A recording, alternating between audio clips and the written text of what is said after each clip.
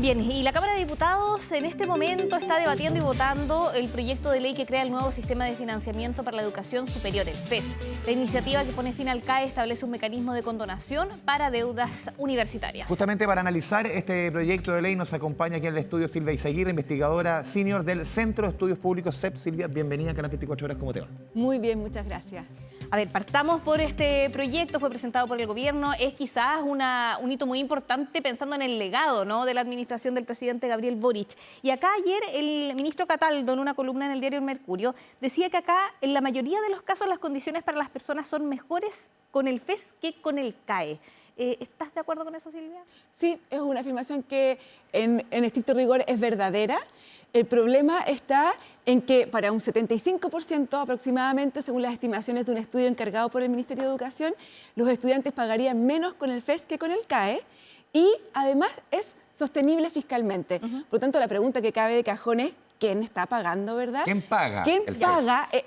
lo que los estudiantes no logran terminar de cubrir de los costos de sus estudios? ¿Y quién lo paga? ¿Quién lo paga? Los propios estudiantes. El 25% de los estudiantes, ¿verdad?, que termina a tiempo su carrera, que tienen buenas notas, que se gradúan a tiempo y que entren al mercado laboral con altas rentas, ellos van a pagar el saldo de lo que cuesta el FES. Y es completamente abusivo porque en el mejor de los escenarios, el gobierno puso un límite. El estudio de Lorraine ¿Sí? dice que hay alumnos que van a llegar a pagar 10 veces lo que le hubiera costado costear su carrera. Esta es una experta inglesa que el Ministerio de Educación mandató justamente un estudio, para explicar un poco el contexto que nos ven en la casa. Exactamente. Mandató un estudio para estimar sobre todo el tema de recaudación, más que el efecto, por ejemplo, que lo podemos conversar después, en el sistema universitario, que es otro tema. Completamente. O sea, él mandató un estudio para ver cómo el FES era la recaudación de este nuevo sistema. La recaudación del FES es un aspecto muy positivo, tiene una muy buena recaudación, ¿verdad?, en la medida en que se cumplen los parámetros con que se está analizando. Y ella en su estudio dice que uno de los defectos, y aparece también hoy día en la carta, ¿verdad?, es que hay estudiantes que podrían llegar a pagar hasta 10 veces el costo de sus estudios.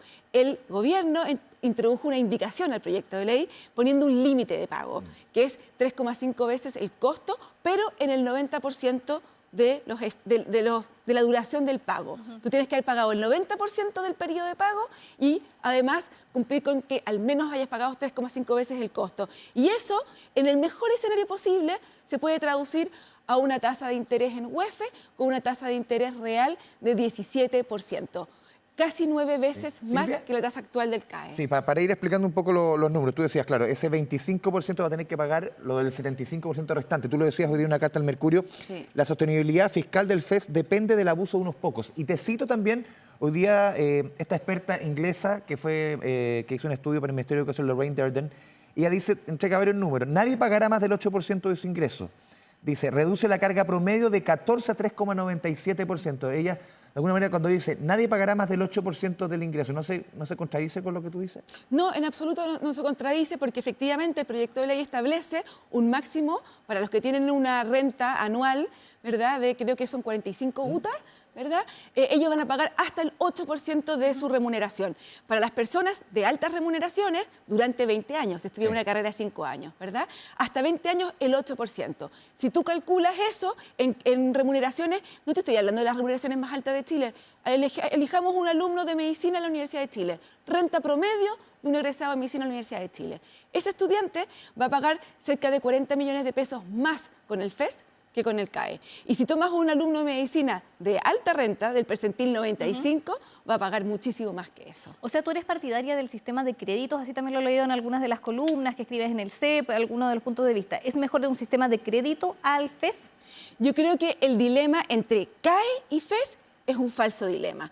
Creo que estamos todos de acuerdo en que hay que mejorar el CAE, pero la única opción no es un sistema de impuestos a los graduados. Creo que el crédito tiene ventajas por sobre lo que es un impuesto a los graduados y por lo tanto creo que todos los aspectos positivos que tiene el FES, como la recaudación, por ejemplo, se podrían perfectamente implementar en un sistema de crédito, ¿verdad?, más blando, con una mucho mejor recaudación, sacando la banca de los préstamos, pero manteniendo el crédito que te da un componente súper clave que tiene que ver con la equidad y el trato justo con los beneficiarios. Sí, Silvia, tú mencionas este concepto de impuesto a los graduados. Tú decías, incluso, y aquí te quiero palabras tuyas, también hoy día una carta de Harald Weir, ex ministro de Educación, tú decías en esta carta al Mercurio, puede ser que estos pocos opten por otras formas de financiamiento.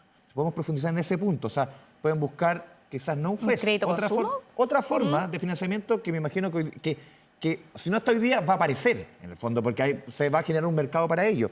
Y el punto que pone Harald Weir, incluso para el momento del pago de vuelta cuando ya estés trabajando, algunos egresados buscarán vías de evadir el pago, o sea, trabajo informal. ¿Cómo ves esos dos puntos? Mira, cuando se hace la estimación de la recaudación, se hace tomando los datos hoy día tal como están los beneficiarios, ¿verdad? Y con el sistema de incentivos que tiene hoy día el CAE. Y se hace esa misma simulación con el FES. Pero resulta que con el FES este 25% va a terminar pagando muchísimo más, ¿verdad? Y por lo tanto es evidente que sale más atractivo tomar otra alternativa de créditos. Incluso un crédito de consumo te sale más rentable que tomar el FES y por lo tanto te cambia la composición. Si los alumnos de altas rentas no van a tomar el FES, ¿verdad? Y van a tomar otra vía de financiamiento, entonces, ¿quién paga? Paga el Estado, por lo tanto, eso se vuelve un proyecto fiscalmente no sostenible. Y la segunda pregunta, ¿verdad? Lo que dijo Harald Weir hoy día en una entrevista que decía, al momento de pagar, en el fondo, cuando te descuenten de tu sueldo, y dice, van a buscar muchos trabajos más relacionados con la informalidad, para al final no pagar. Exacto, porque lo que dice el FES no es que tú vas a pagar un 8% de tu salario, ¿verdad?, por parte del trabajo, sino que tú vas a pagar un 8% de tu renta, de tu capital. Si tú tienes un departamento que tú arrendas y entra, digamos, dentro de ese PAC. Y por lo tanto, los incentivos a subreportar ingresos son súper altos y también al trabajo informal. Silvia, acá también tú has dicho que este sistema puede atentar contra la autonomía y la calidad de las universidades. ¿Por qué pasaría eso con el FES? A ver, en el proyecto original del gobierno, lo que se proponía era que los alumnos que tenían este beneficio del FES, el Estado les pagaba a las universidades hasta el arancel regulado y las universidades tenían prohibición de cobrar la diferencia entre el arancel regulado y el arancel real. Copago. ¿Verdad? El copago, estaba prohibido. Entiendo que en la Comisión de Hacienda se rechazó ese artículo que prohíbe el copago. ¿Qué pasa? ¿Cuál es el efecto de prohibir el copago? Si nosotros hicimos una estimación en el CEP y vimos cuál es la diferencia entre el arancel real y el arancel regulado por cada programa de todas las instituciones que están hoy día adscritas a gratuidad, ¿verdad? Y por todos los estudiantes que son de los deciles hasta el decil 9. Y la diferencia entre gratuidad y FES, el arancel real, eran 480 millones de dólares. Ahora, ese es un número súper grueso, ¿verdad? Pero es un número gigantesco, ¿verdad? Le vas a dejar de entregar al sistema de educación superior sobre 200 millones de dólares, habla Harald Weir, en mi estimación son cerca de 400 millones de dólares que dejas de invertir anualmente en las instituciones de educación superior. Y eso claramente tiene un impacto, por una parte, en la calidad que puedan entregar, y segundo, claramente en la autonomía, porque el 90% o más de tus ingresos van a depender completamente del Estado. Mira lo que está pasando hoy día en Estados Unidos con Trump y las universidades. Pero eso era con el fin la prohibición del copago. Con la prohibición del copago. Pero eso se eliminó. Ahora el gobierno ha dicho que quiere reponer justamente esa indicación que se eliminó y que ustedes ven ahí problemática. Claro, yo creo que si se elimina el copago, se elimina uno de los principales problemas y defectos que tiene el FES. Lo que sí, ahora surgió otro problema, porque el gobierno, ¿verdad?, presentó que no había copago y tenía este sistema de retribución de los estudiantes, que es abusivo para algunos. Ahora, si más encima el estudiante tiene que copagar y además pagar después un impuesto abusivo, se vuelve todavía más dramático, ¿verdad?, el abuso que implica el FES para algunos estudiantes que no son tan poquitos, es un 25% de los Para entender, Silvia, el tema del copago que es bien importante, porque muchas universidades, ¿cuánto llevamos de gratuidad? Cerca de 8, 9, casi 10 años. Muchas universidades no se adscribieron a la gratuidad, o sea, sobre todo por el tema del arancel de referencia, o sea, no les cuadran los números, y gran parte de su financiamiento hoy día es CAE. ¿Qué pasaría con esas universidades? Ya las que están aquí de gratuidad ya están golpeadas, hemos visto reportajes de todo tipo, y también ellos, buena parte de su financiamiento hoy día va con el CAE. ¿Qué pasa con esas universidades si es que este tema del copago funciona como pretendía originalmente el gobierno? Mira, 1/3 de la matrícula hoy día en educación superior no está adscrita a la gratuidad, pero la mayor parte de esos estudiantes tienen CAE, a diferencia de las universidades que están adscritas a la gratuidad. ¿Se sabe qué porcentaje más o menos, Silvia, de los estudiantes universitarios, sus padres pagan el 100% de la carrera? ¿Hay una estimación? No tengo esa estimación Ya. porque también muchas universidades donde que el alumno no tiene el CAE, Pueden una beca. tienen beca o la misma universidad ofrece becas y ayudas también a Ya. los estudiantes con rebaja. Entonces esa información al menos yo no la tengo, pero sabemos que 1/3 de la matrícula de educación superior no está adscrita a gratuidad y que la mayor parte de ellos, o sea, no la mayor parte de ellos, sino que la mayor parte de los que tienen CAE pertenecen a estas instituciones no adscritas a gratuidad. Si tú tienes la prohibición del copago, ¿verdad? Que es el único desincentivo a no estar en gratuidad. ¿Por qué no están en gratuidad? Porque ellos quieren que les paguen la diferencia, Claro. ¿verdad? Si tú prohíbes ese copago, la diferencia con el CAE, no tienes ningún incentivo a seguir fuera de la gratuidad. No tienes ningún sentido. O entras completamente a gratuidad y al FES, Sería como ¿verdad? una mega gratuidad. Exacto, una mega gratuidad y entras completo a eso, aumentando los alumnos que se beneficiarían de la gratuidad, aumentando el costo para el fisco, o te quedas completamente fuera y desarrollas un programa de financiamiento alternativo, ¿verdad? Segregándose el sistema de educación tal como está hoy día el sistema escolar, los particulares pagados y los financiados por el Estado, pasaría lo mismo en educación superior. Y ahí en este escenario en el que tenemos ya, vemos ahí hay imágenes del Congreso, se está debatiendo, se está votando, ¿cierto? ¿Qué se puede hacer frente a este escenario en el que estamos hoy día? Si se aprueba el proyecto, ¿hay espacio para mejorarlo? ¿Hay espacio para subsanar algunas de las dificultades que ustedes ven? Bueno, yo espero que en el Senado haya un espacio para revisar completamente el proyecto y hacer cambios importantes. Nosotros vimos cuando presentó el gobierno, ¿verdad?, la reforma de pensiones y vimos lo que entró y lo que salió fue realmente distinto. muy distinto. Yo creo que si se termina la prohibición del copago es un paso sumamente importante. El tema recaudación está muy bien diseñado en el FES, lo que es algo positivo, y lo que faltaría entonces sería abordar el sistema de pago o de retribución de los estudiantes después. O sea, es importante vincular cuánto te costó la carrera con cuánto vas a... ¿Cuánto terminas pagando? ¿Cuánto terminas pagando? Que también No es puede uno de ser los que temas pagues del doble. CAE, es uno de los grandes temas del sistema de financiamiento, que los estudiantes no terminen con una mochila tan pesada cuando inician su vida laboral. Exacto, yo te juro no puedo entender cómo este mismo gobierno que consideraba que el CAE era abusivo con una tasa en su momento de un 7%, hoy día estén proponiendo una tasa en el mejor escenario, ¿verdad?, de 17% real al año. Es Para una ese grupo locura. que más Para castigado. ese grupo. Hay un Sí. grupo que se ve beneficiado, por supuesto, pero a costa del abuso y la usura con ¿Es otros. demasiado progresivo, entre comillas?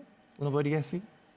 Es que sí, pero progresivo tiene una connotación positiva. Yo Por eso te diría- digo, porque la progresividad se entiende cuando el impuesto se le cobra a quien tiene más. Y se Exacto. entiende la lógica de impuestos. Claro. Pero te puedes pasar quizás de rosca, de tejo, demasiado progresivo que genere otros incentivos, lo que conversamos al principio, para que ese mismo estudiante busque financiamiento de otra manera, para que ese mismo estudiante después al momento de entrar al mercado laboral busque otros trabajos. A ese punto voy. Completamente, o sea, es demasiado progresivo que llega a un punto en que es abusivo. Y yo creo que es importante, o sea, que el Estado te cobre un cierto impuesto, ¿verdad? Es una cosa, pero si te cobra el 90% de tus ingresos, ya no es tan progresivo, Pero tú llega a ser abusivo. Silvia, lo mencionaba la Vale respecto a la discusión, ¿tú ves agua en la piscina en un año electoral? ¿Va a estar la derecha dispuesta, que sea una pregunta más política, a darle al gobierno el beneplácito en un proyecto que es parte de su columna vertebral, tal como era una reforma de pensiones que salió muy distinta? Promesa claro, campaña. Pero en periodo de campaña, ¿tú lo ves posible que salga algo así?